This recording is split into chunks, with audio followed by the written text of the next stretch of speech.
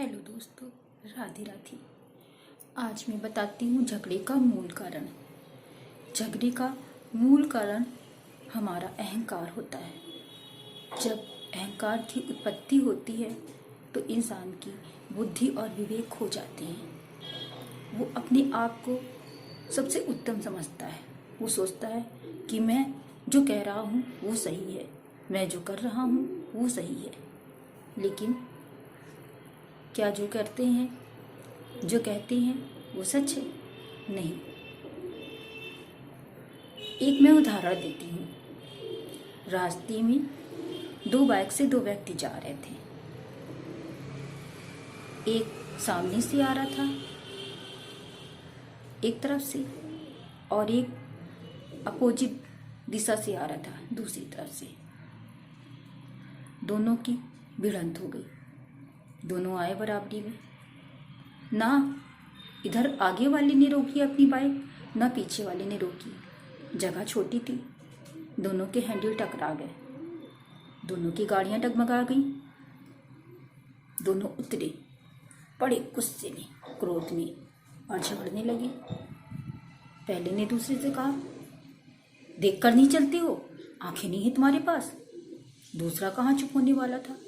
वो बोला, गलती तुम्हारी थी। जब जगह कम थी तो तुम्हें रुक जाना चाहिए था। अब कहते कहते दोनों में कहासुनी होने लगी। कहासुनी होते होते बात हाथापाई पे आ गई। भीड़ जमा हो गई। लोग एकत्रित हो गए। लोग उस विवाद का मजा ले रहे थे। कुछ लोगों ने उन्हें समझाने की कोशिश की, लेकिन जो विवाद कर रहे थे उनमें से कोई भी हार मानने को तैयार ही नहीं था। दोनों एक दूसरे पर ब्लेम कर रहे थे।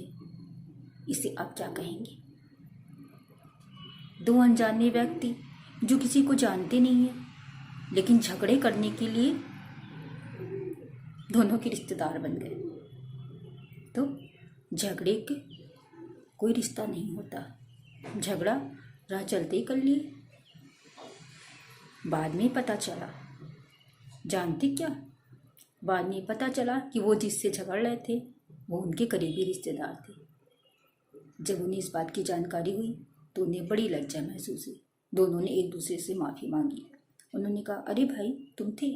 अरे मुझे माफ़ कर दो, गलती मेरी थी। दूसरे ने कहा, अरे नहीं भाई, मुझे तुम माफ़ कर दो, गलती मेरी थी, मुझे ही साइड से निकलना था।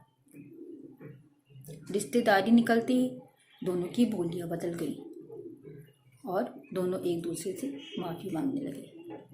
लेकिन क्या ये सही है? हमें राह पे चलते हुए कभी किसी से झगड़ा नहीं करना चाहिए। दुर्घटनाएं आकस्मिक होती हैं। गलतियां कभी एक पक्ष की नहीं होती है। गलतियां हमेशा दोनों की होती हैं। जब दो लोग गलत दिशाओं में जाते हैं तो दुर्घटना तो हो सकती है। इसलिए कभी भी झगड़ा ना करें। आपस में समझिए। झगड़ने से क्या कुछ हासिल होता है? कुछ भी नहीं। झगड़े की जगह आप मेल मिलाप से समझौता करें। एक दूसरे की गलतियों को समझें और एक दूसरे से माफ़ी मांगकर महान बन जाएं। क्योंकि माफ़ी मांगने वाला कभी छोटा नहीं होता और माफ़ करने वाला महान हो जाता है। इसलिए माफ़ी मांगते समय ये मत सोचिए कि मैं छोटा हूँ, और माफ़ करते समय ये समझिए कि मैं महान हूँ।